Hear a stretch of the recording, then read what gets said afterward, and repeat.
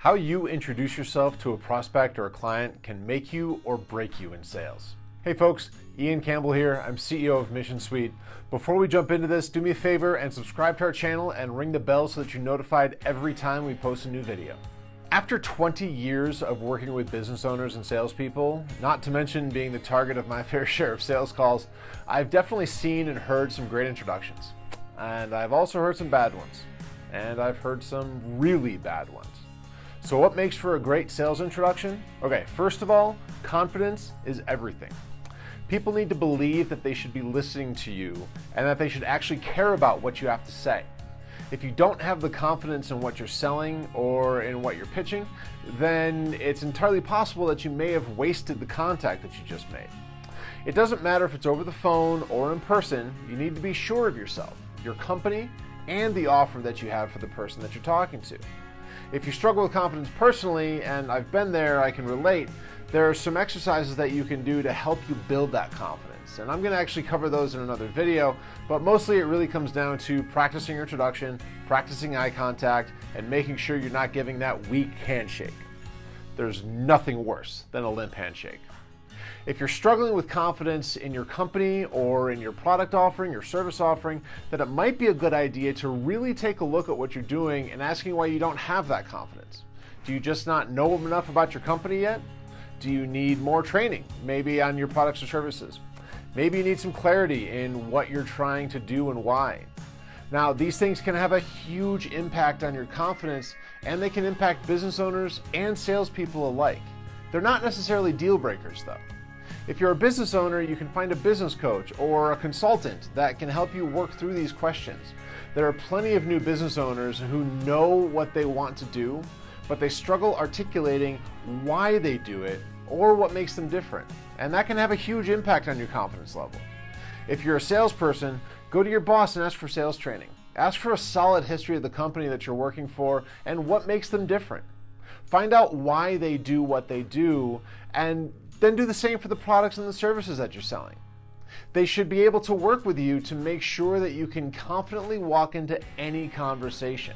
And if after all that training you're still not confident in your company or what you're selling, well, maybe it's time to find a new company. So before we move on to the next point, I want to know, have you ever had a problem with confidence in selling? Like I said, I know that I did, and I want to know how you got over it. Drop a note in the comments and let everyone know so that we can all benefit from your experience too. All right, so what's next? Once you're confident in yourself and you're confident in your company and what you're offering, perfect your introduction. Now, I know it's not a lot of fun to practice your introduction over and over and over and over and over again, but it is important. Think about the last great movie that you saw. Were the actors just winging it or improvising the script? Well, they had a written script and they sat with it and they read it and they read it again and they read it again. They learned it and then they practiced it and practiced it and practiced it to figure out how to make it their own. You need to do the same thing with your introduction and really all parts of your sales pitch. So write it down and work with it. Spend as much time you need to memorize it and then figure out how to make it conversational. Make it your own conversation. No one wants to listen to a robot recite an intro statement, so that last part is really crucial, but it does take practice. So practice it.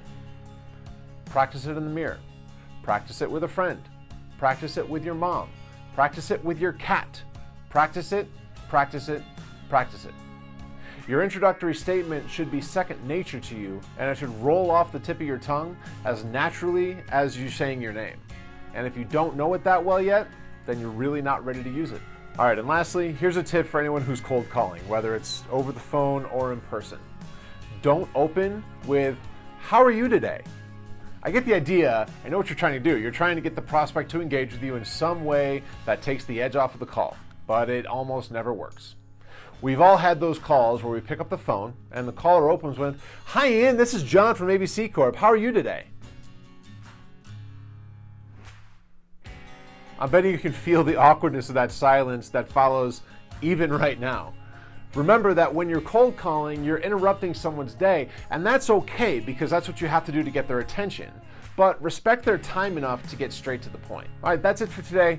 Thank you so much for watching. I really hope you got something out of this. And if you did, do me a favor, give this video a like and give it a quick share so that other people can check it out too.